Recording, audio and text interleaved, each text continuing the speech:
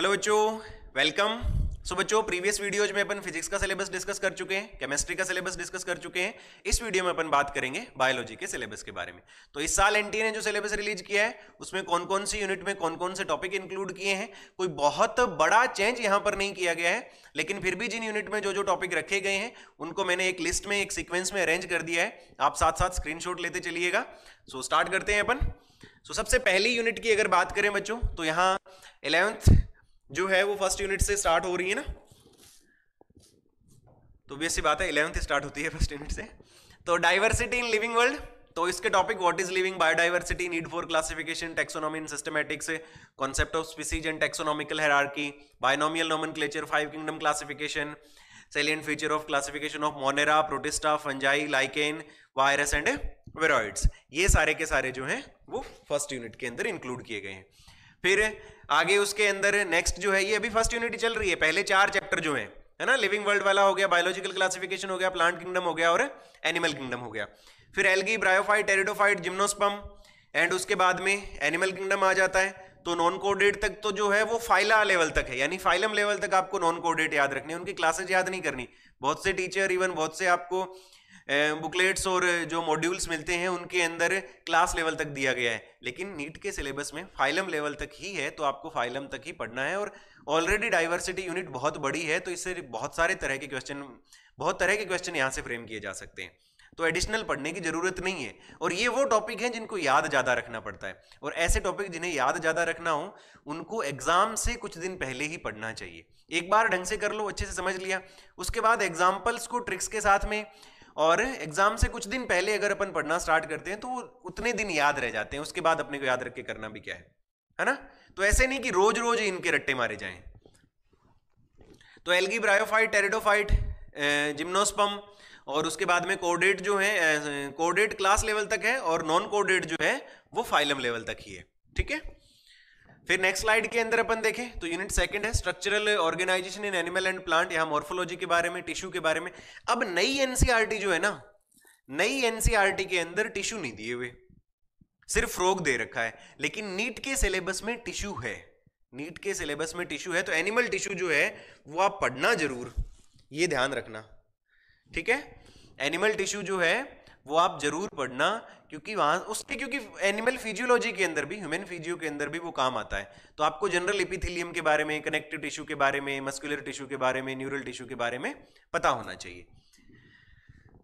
फिर उसके अंदर आगे नेक्स्ट जो है root, stem, leaf, inflorescence, flower, fruit, और ये फैमिलीज जो है, नई फैमिलीज ऐड करी गई हैं, जो लास्ट ईयर ऐड करी थी, जो इतनी सारी एनसीईआरटी के अंदर नहीं है, तो जो एडिशनल फैमिलीज दे रखी हैं वो भी आपको पढ़नी है।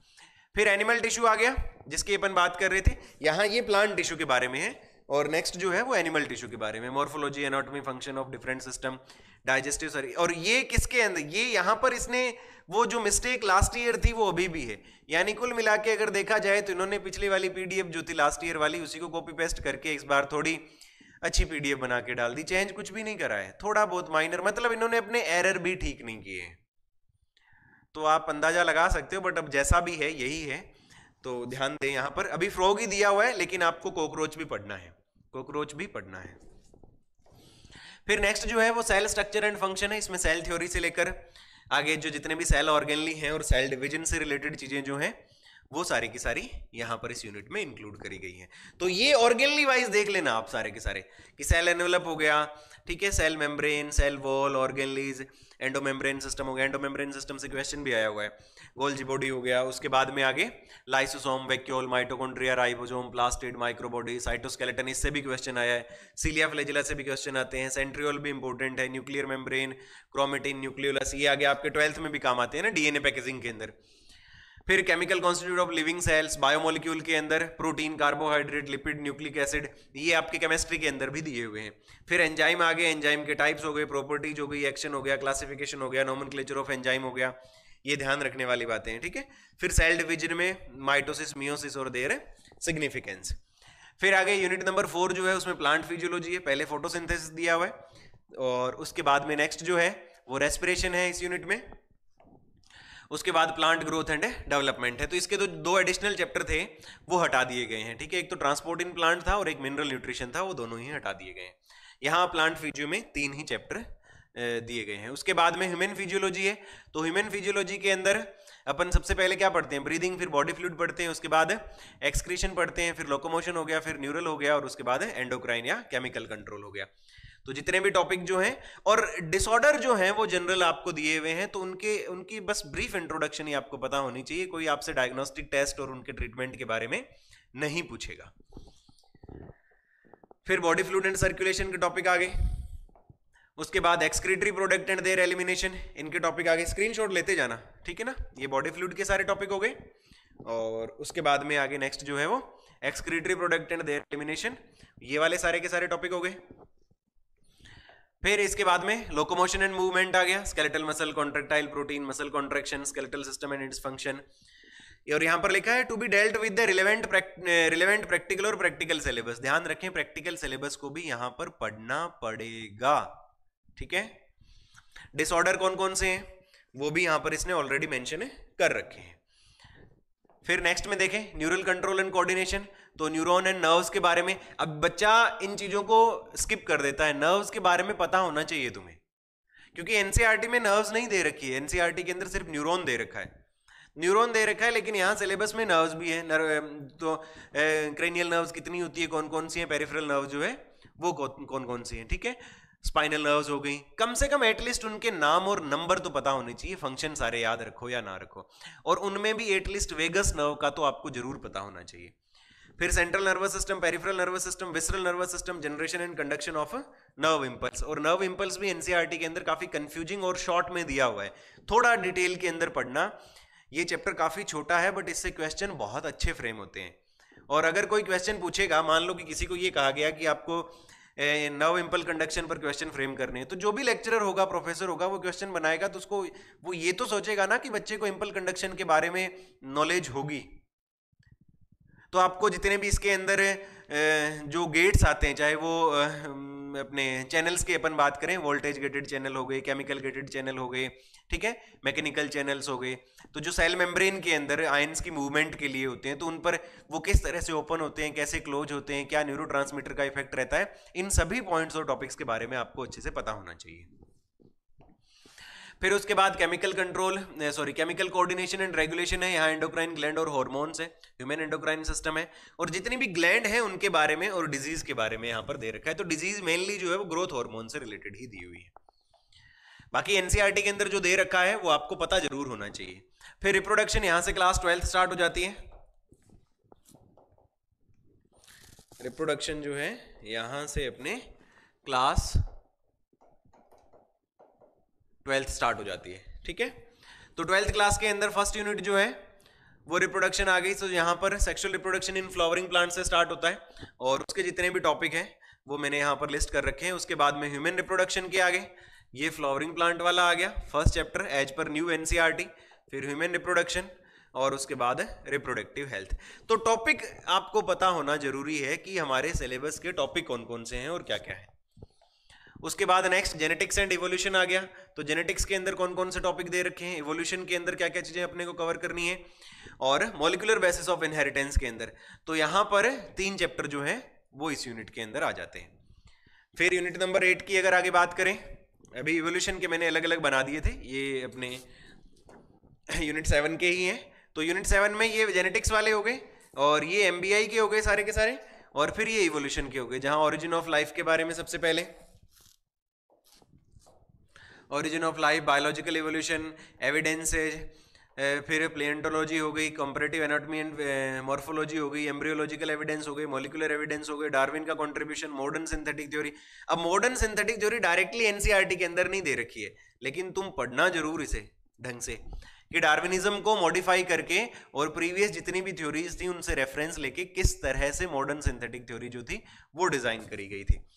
फिर मैकेनिज्म ऑफ इवोल्यूशन हो गया, म्यूटेशन और रिकॉम्बिनेशन हो गया, natural selection and with example, इसके टाइप भी दे रखे हैं नेचुरल सिलेक्शन के, ये देखिए types of natural selection, gene flow, genetic drift हो गई, हार्डी-वीनबर्ग प्रिंसिपल हो गया, adaptive radiation and human evolution. Human evolution से हर साल क्वेश्चन आता है, इस बार भी क्वेश्चन पूछा जाएगा, डेफिनेटली क्वेश्चन आएगा।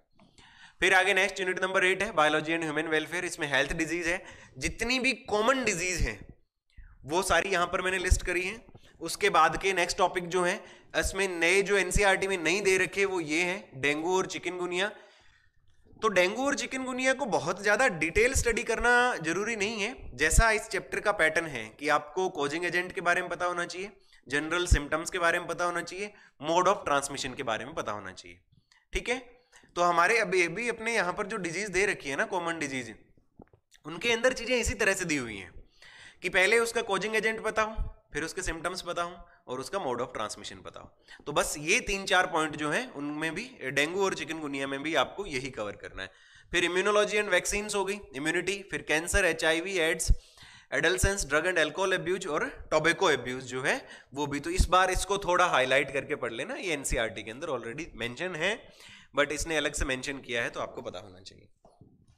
फिर माइक्रोब्स इन ह्यूमन वेलफेयर हो गया, तो यहां से भी क्वेश्चन पूछे जाते हैं, खासतौर से जो टेबल्स दी हुई हैं वो आपको बहुत अच्छे से याद होनी चाहिए। फिर next, biotechnology and its application, very very very important unit. छोटी यूनिट है, कॉन्सेप्चुअल यूनिट है, अगर आपने ढंग से समझ रखा है तो आपके सारे क्वेश्चन सही होंगे, और नहीं समझ रखा तो तुक्के से सही नहीं होने वाले यहाँ पर। तो अपने टीचर से एडवाइस लें कि इसको कैसे प्रिपेयर करना है, अच्छे खासे इसके क्वेश्चन प्रैक्टिस करें। छोटी यूनिट है, क्वेश्चन ज्यादा आते हैं, इसलिए स्कोरिंग यूनिट है, तो इस यूनिट को स्किप मत करना बच्चों, किसी भी कंडीशन में मत करना। टॉपिक बाय टॉपिक ये यूनिट बहुत अच्छे से पता होनी चाहिए। और इवन जो बच्चे नीट के साथ साथ CUET का एग्जाम भी देते हैं तो उसमें तो इससे भर भर के क्वेश्चन आते हैं। ठीक है, तो ये इंपॉर्टेंट यूनिट है जिसमें प्रिंसिपल और एप्लीकेशन 2 चैप्टर है। फिर ecology and its environment, sorry ecology and environment, तो इकोलॉजी और एनवायरमेंट में ऑर्गेनिज्म पॉपुलेशन दिया हुआ है। अब ये जो टॉपिक है ना, ऑर्गेनिज्म एंड एनवायरमेंट, ये नई एनसीईआरटी में नहीं है, नई एनसीईआरटी में नहीं है, तो इसको आपको ओल्ड एनसीईआरटी के अकॉर्डिंग पढ़ना पड़ेगा, ये बात ध्यान रखना। ठीक है, फिर बाकी टॉपिक जो है पॉपुलेशन हो गई, पॉपुलेशन इंटरेक्शन हो गए और पॉपुलेशन एट्रीब्यूट्स हो गए। तो पॉपुलेशन एट्रीब्यूट्स पॉपुलेशन के आ जाएंगे और इंटरेक्शन के अंदर ये आपके दे रखे हैं, तो इनके बारे में पता होना चाहिए। तो ये तो प्रॉपर आप एनसीईआरटी पढ़ लेना। इकोसिस्टम में pattern, component, productivity, decomposition, energy flow, pyramid है, नंबर के, बायोमास के, एनर्जी से। तो ये पिरामिड से भी क्वेश्चन फ्रेम होते हैं। ठीक है ना, नंबर, बायोमास और एनर्जी के पिरामिड की शेप क्या होती है वो आपको अच्छे से पता होनी चाहिए। फिर बायोडाइवर्सिटी एंड इट्स कंजर्वेशन है, तो कॉन्सेप्ट ऑफ बायोडाइवर्सिटी, पैटर्न हो गई, इंपोर्टेंस हो गई, लॉस हो गए, फिर कंजर्वेशन, हॉटस्पॉट, एंडेजर्ड ऑर्गेनिज्म हो गए, एक्सटिंक्शन हो गया, रेड डेटा बुक हो गई, इंपोर्टेंट है यहाँ से, national park, sanctuaries, sacred groves हो गए, ये सारे के सारे आते हैं बायोडाइवर्सिटी एंड इट्स कंजर्वेशन में।